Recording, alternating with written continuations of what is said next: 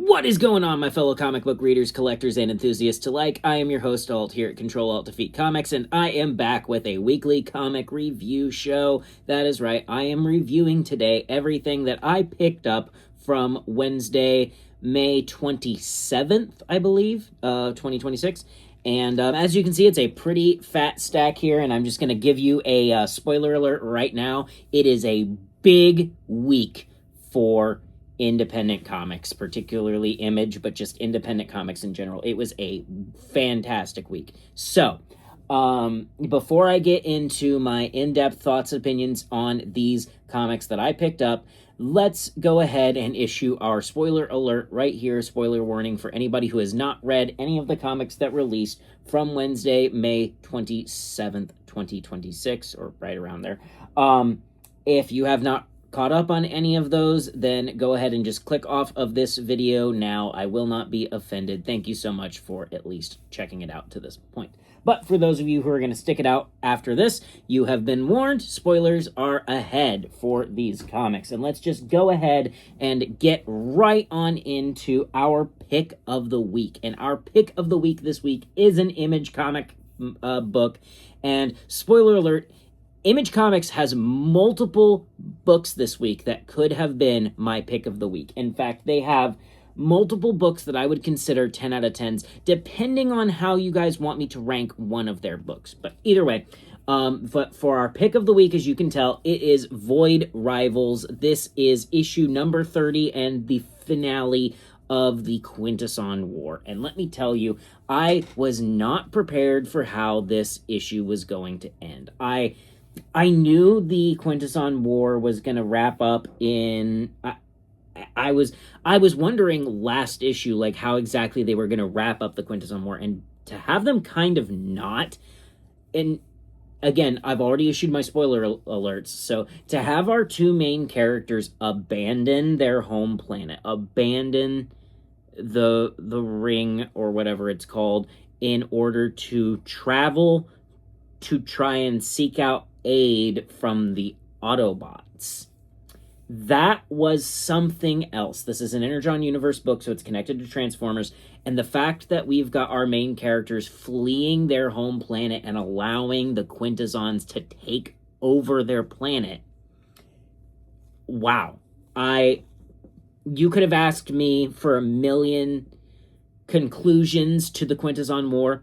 That would not have been one of them. I guarantee you, I would never have thought in a million years that they would end this story off with them fleeing and basically like running with their tails between their legs trying to get reinforcements. I did not at all expect that, and it was crazy, honestly, and awesome, and I loved it, and it kept me gripped from the very first page on. I was just hooked. So, like I said, 10 out of 10, absolute phenomenal issue. The entire series, all 30 issues, have been great.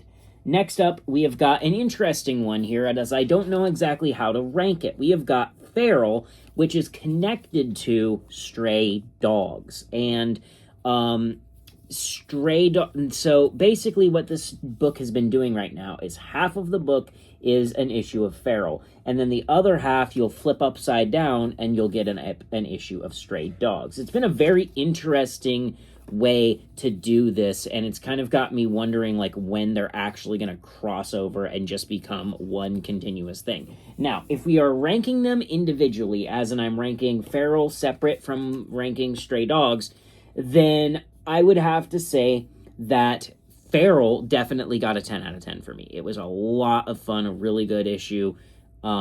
Stray Dogs is a little different for me. I like Stray Dogs, I do, and I liked the content in this issue, but it's just... it leaves a little bit to be desired, and I think a lot of that is because I'm just not as connected with these characters as I am the characters in Feral. So, I would give that one still like a 9 out of 10, though. It was still a really good issue, and I loved it.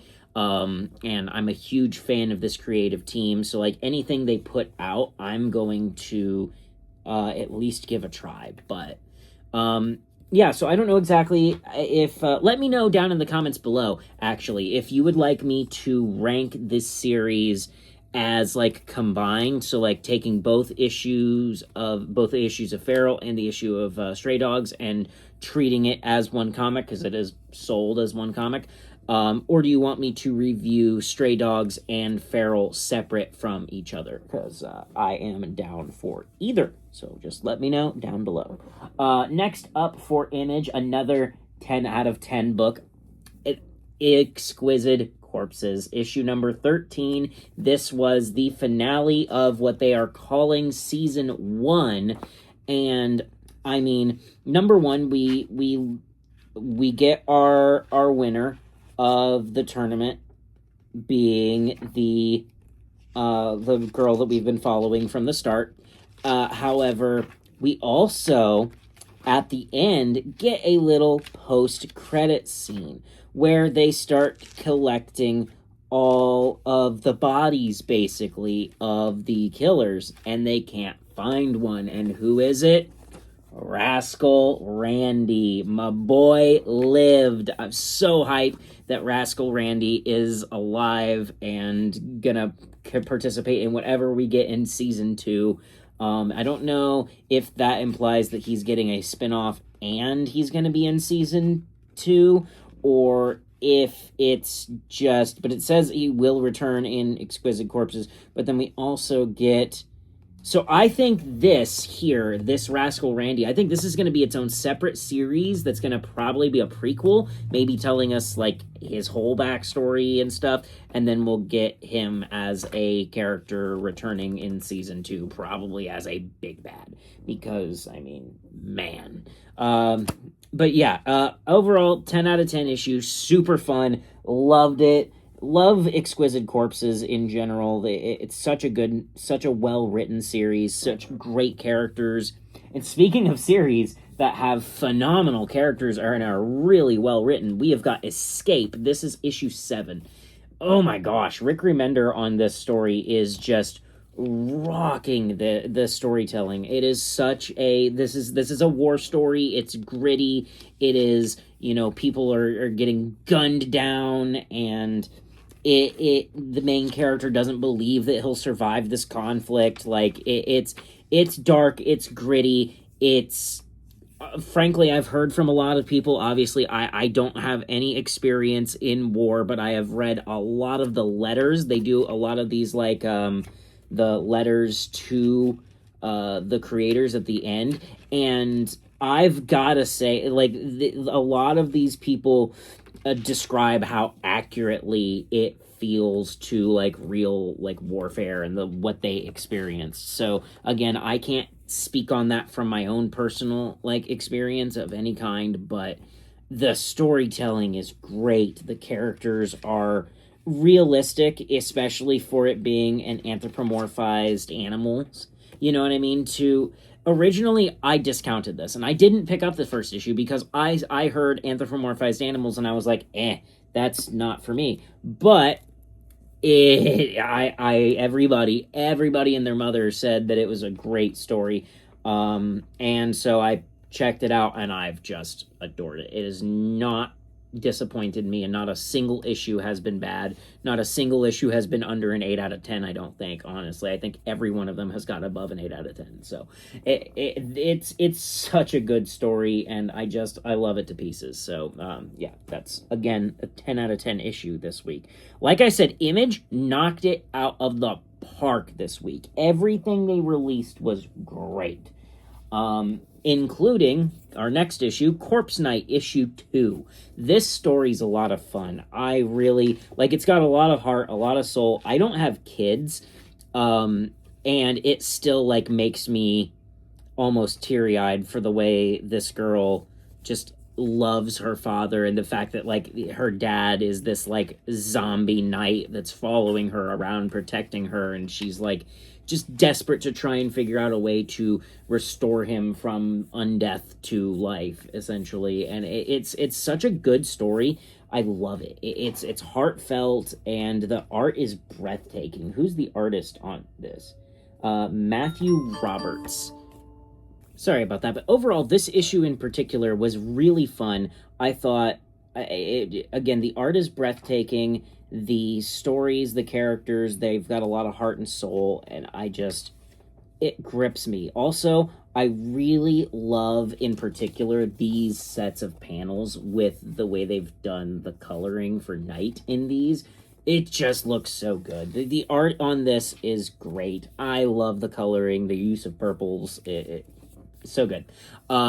Overall, I'm going to give this one a 9 out of 10. This was a really, really, really good issue, and I'm so glad I gave this series a shot. The premise just sounded interesting to me, and I decided I was going to give it a chance, and I'm glad I did.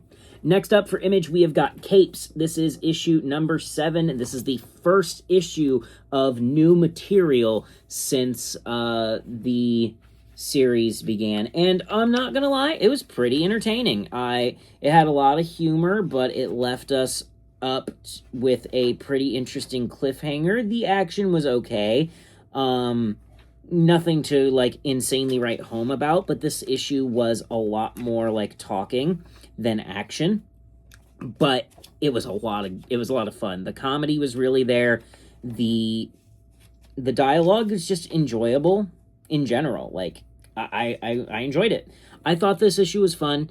I thought the elemental stuff that they included from Robert Kirkman was also really interesting. Overall, I'm going to go ahead and give this issue an 8 out of 10. I thought it was a good read. Quite a lot of fun. And last up for Image Comics, we have got Final Boss. This was issue number 6, yes. And this one was pretty dang interesting. We get to learn a little bit more about the backstory of Tommy. And I gotta say, I'm not a fan of the way this comic opened, okay? I don't even want to talk about exactly what happened, but let's just say Tommy witnesses some kids do something very, very horrible, and I don't really love the use of... Trigger warning, there's a little bit of animal abuse done by some bully kids that he witnesses, essentially, and I don't like the way they ended it. I'm just not a fan of, like, animals getting harmed, says the guy who loves feral, but that's a story about animals. It's a bit different. I didn't love that, so that kind of threw me off on this issue. This is probably my least favorite of the series because of that initial beginning, and I'm like, just rubbed me the wrong way. But the rest of the issue is pretty fun. A lot of action. This whole series is just like basically a video game. Like, this is like your Street Fighter, Mortal Kombat, just Tekken, like, thrown into a comic book format, and that's exactly what it is. So I mean, like, it is a solid read, but I gotta dock it some serious points for the way it opened. So I'm gonna go ahead and give that one, this issue in particular, a 5.5 out of 10. Probably the lowest score I think I've given anything on this series in quite a while, at least. Yeah, so we're just gonna move on to DC Comics here, and we have got Green Arrow, Absolute Green Arrow, issue number 1. This story was great. The action was awesome. The coloring, the art, everything on it was phenomenal. I have to give this one a 10 out of 10. It was super good. I had to get this nice foil variant just because I loved it so much. Next up on DC's list here, we have got Absolute Wonder Woman. This was issue number 20, and this was a lot of fun here. We see Zatanna essentially, like, trying to escape after being captured by this, whatever her name is, it's not the Department of Damage Control, because it's Marvel, but, whatever, they're, like, Department of, like, hunting Wonder Woman, but they capture her, they do some torture, she, like, basically frees her friend, and then she gets seemingly dragged back into hell. I know that was a very oversimplification, but I've got to talk about the paneling. The paneling in this is some of the best, some of the most creative panel work in comic books. I love the way they draw some of the action sequences, and they've just got unique panel work, unique line work, unique art, and it's just a lot of fun. So, overall, I'm going to give this one a solid 9 out of 10. Really good, really, really good. Next up, we have got The Flash. This was issue number 33. Legacy numbering on that is 833, and this story is just really good. It's been Wally West dealing with this company that has basically, like, started paying people to do these crazy stunts and be saved by the Flash, essentially. And people all over the city are risking their lives and causing Wally to not be able to get any sleep because he's up at all nights trying to stop people from jumping off buildings or jumping in front of trains or doing other stupid things to get him to save them. And this kind of sees sort of the conclusion of that, and we get him finally figuring out who is responsible for all of it and getting him the just desserts that he deserves, the legal desserts that he deserves, and then the end of it is Flash learning how to master what he calls his flashes of insight, which I still love the name of. Overall, this story was really good. This issue was great. I'm going to give this one a 9 out of 10 as well.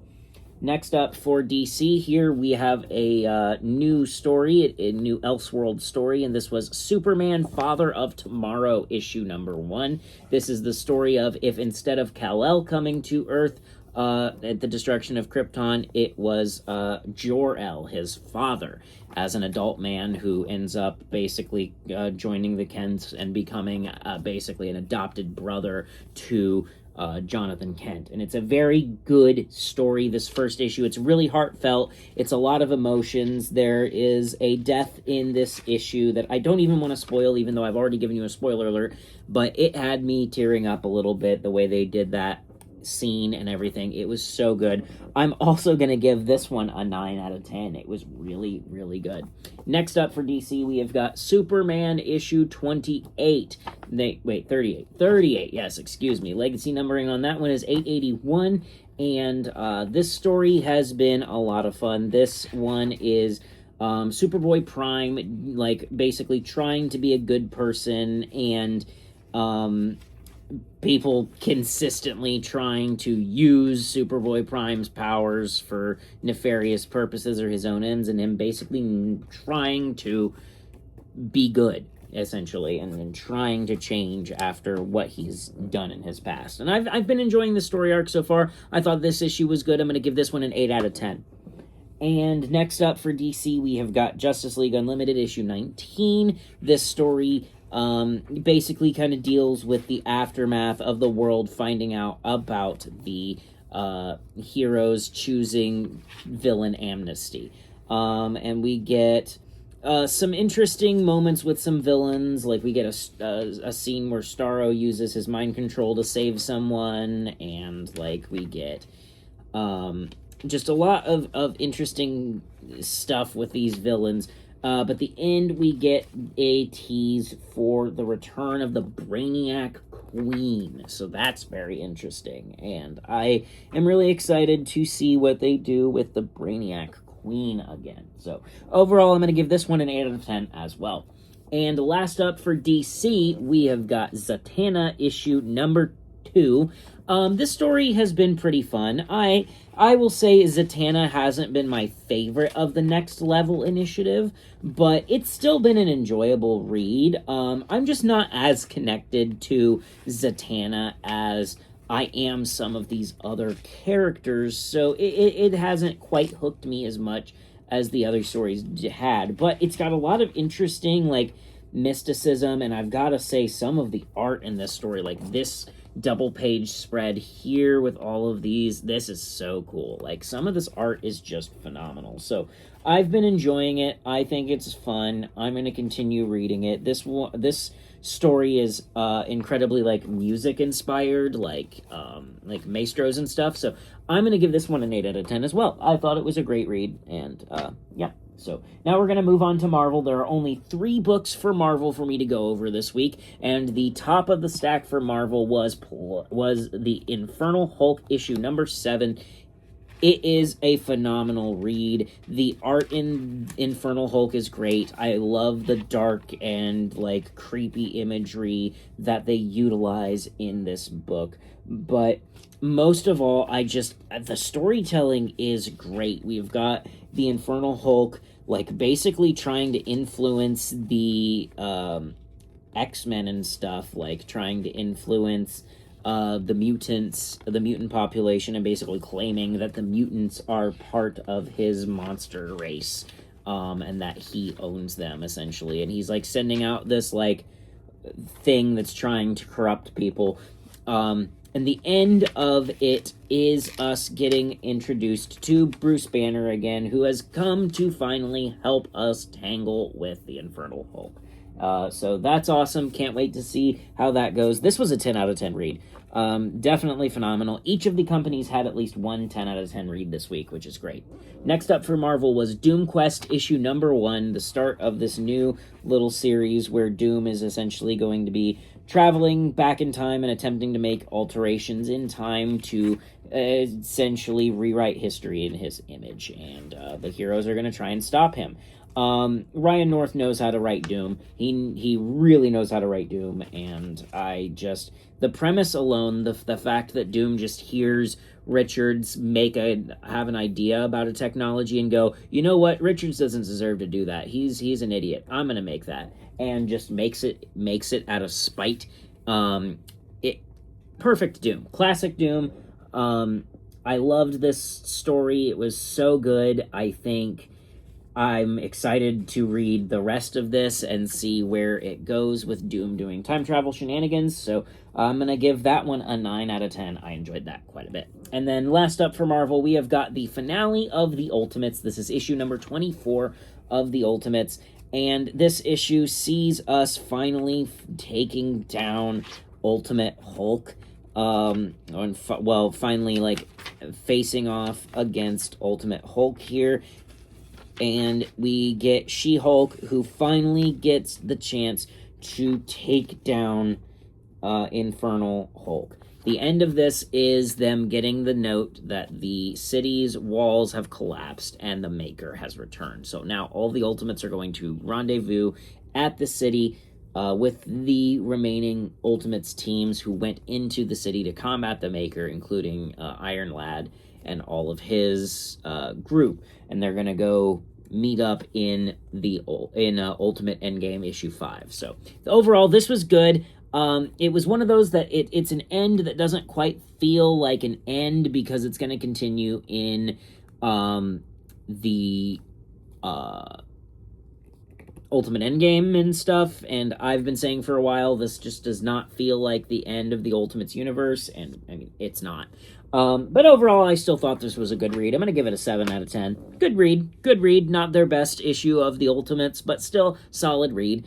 A little bit disappointing for a finale, but we all know the true finale of the story is coming in the Endgame. So we'll see how that actually goes and how that actually ends it. But that is going to do it for this week's comic review show. If you enjoyed this video at any point, please drop a like, comment, or subscribe. Any kind of feedback or commentary you can leave this channel is always greatly appreciated. Thank you so very much for anybody who has subscribed to my channel. I have recently hit 62 subscribers. I am well on my way to my goal of hitting 100 subscribers by the end of the year so that I can give away a copy of Daniel Warren Johnson's Murder Falcon, the deluxe hardcover edition, as well as a copy of the Invincible Compendium Volume 1 trade paperback edition. I am just thank you so very much for checking out this video. I hope you check out my channel for more comic book content to come. Thank you so much for the patience over the last month, and I am just so very happy to be back and grinding out content for you guys. Thank you again for watching this. Have yourselves a fantastic day, fantastic week, and I will see you in my next video. Goodbye.